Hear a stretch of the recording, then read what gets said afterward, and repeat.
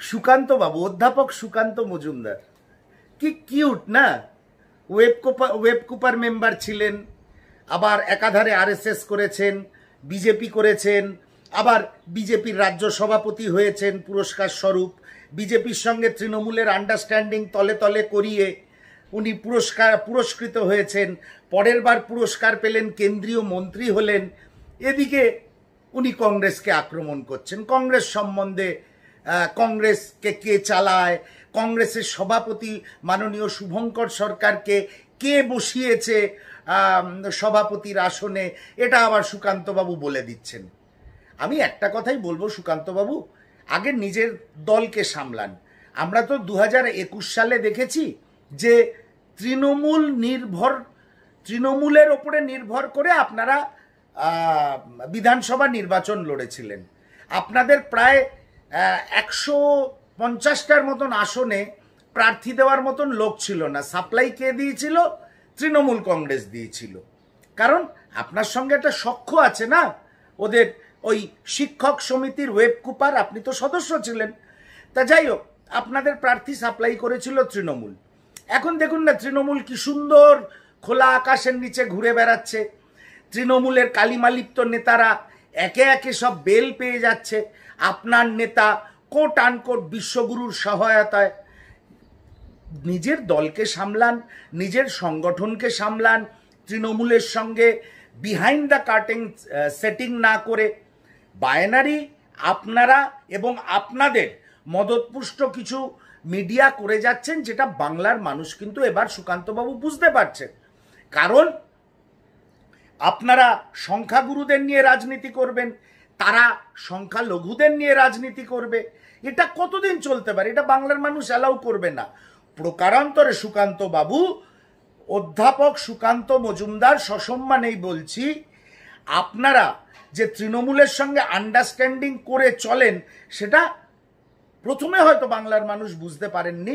এখন কিন্তু সংখ্যাগুরু সংখ্যালঘু সবাই বুঝে গেছে। আপনাদের কেন্দ্রীয় সরকারের অধীনে থাকা তদন্তকারী সংস্থাগুলো স্পিড কমিয়ে দেয়, কখনো তদন্তের স্পিড বাড়িয়ে দেয়, কখনো নয়াদিল্লি থেকে কোট আনকোট বিশ্বগুরু ইশারা করলে এই তৃণমূলী চোরগুলো বেল পেয়ে যায়, তৃণমূলের দুষ্কৃতীরা বেল পেয়ে যায়। এখনো বহু মানুষ রাস্তায় ঘুরে বেড়াচ্ছেন যারা কোটি কোটি টাকা কামিয়েছেন বাংলা নিবাসীদের লুট করে। তাদের দিকে আপনারা আঙুল তুলছেন না, আপনাদের তদন্তকারী সংস্থা আঙুল তুলছেন না। আমাদের নাকি তৃণমূলের সঙ্গে সেটিং, আমাদের মাননীয় রাজ্য সভাপতি নাকি তৃণমূলের ইশারাতে, তৃণমূলের ডাইরেকশনে সভাপতি হয়েছেন। এই ধরনের নোংরা রাজনীতি একজন প্রাক্তন তৃণমূলী এবং তৃণমূলের সঙ্গে সম্পৃক্ত সুকান্ত মজুমদারের মুখ থেকে আমরা শুনতে চাই না। মাননীয় শুভঙ্কর সরকারের নেতৃত্বে জাতীয় কংগ্রেস পশ্চিমবঙ্গে নিজেদের পায়ে দাঁড়াবে, নিজেদের সংগঠন মজবুত করবে এবং আগামী দিনে আপনারা যে বাইনারি ক্রিয়েট করে এই ধর্মনিরপেক্ষ প্রগতিশীল দলগুলোকে দুর্বল করার চেষ্টা করছেন, এই সব ন্যারেটিভ আপনাদের চামচা মিডিয়ারা মার্কেটে থ্রো করে ফ্লোট করিয়ে এই ন্যারেটিভগুলো যে বাইনারি ক্রিয়েট করার চেষ্টা করছেন, এই বাইনারি পশ্চিমবঙ্গের কংগ্রেস নেতৃত্ব, পশ্চিমবঙ্গের কংগ্রেস সভাপতি শুভঙ্কর সরকারের নেতৃত্বে আমরা ভাঙব। আপনাদের এই মিথ্যাচার, মিথ্যা আচরণ, এগুলো বাংলার মানুষ নেয় না, কোনোদিন নেবেও না।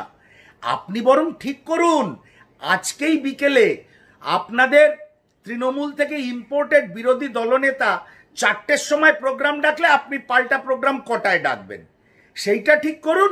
আর রাত্রিবেলা দিদিমণিকে ফোন করে কতটা সাধুবাদ জানাবেন বাইনারি ক্রিয়েট করার জন্য, সেইটা ভাবুন, সেই সুন্দর ভাষাটা ভাবুন। আপনারা হচ্ছেন একটা কয়েনের এপিট আর ওপিট। কংগ্রেস বা জাতীয় কংগ্রেসের দিকে আঙুল তুলে কোনো লাভ নেই। আপনাদের চরিত্র, ভারতীয় জনতা পার্টির চরিত্র সারা ভারতবর্ষের মানুষ জানে, বাংলার মানুষ জানে, এবং তার ফল আপনারা 2026-এ পাবেন।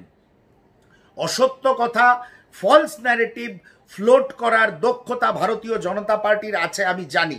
তাদের আইটি সেল সোশ্যাল মিডিয়ার আছে আমি জানি, একজন অধ্যাপক সভাপতি, অবশ্যই তৃণমূল ফেরত, একজন অধ্যাপক সভাপতি এবং তৃণমূল ফেরত তৃণমূল থেকে ইম্পোর্টেড বিরোধী দলনেতার ফলস ন্যারেটিভ ফ্লোট করার রুচি এবং দক্ষতাও যে থাকবে এটা ঠিক আমরা বুঝতে পারিনি।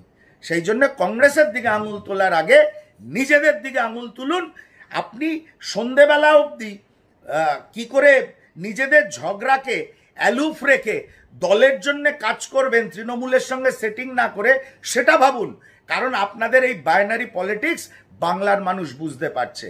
আর জাতীয় কংগ্রেসকে নিয়ে ভাবতে হবে না। রাহুল গান্ধী, খারগেজি এবং মাননীয় শুভঙ্কর সরকারের নেতৃত্বে আগামী দিনে বাংলার কংগ্রেস প্রমাণ করে দেবে আপনাদের এই ফলস বাইনারি শুধুই গদি দখল করার জন্যে, আর কোনো কারণে নয়, মানুষের জন্যে নয়।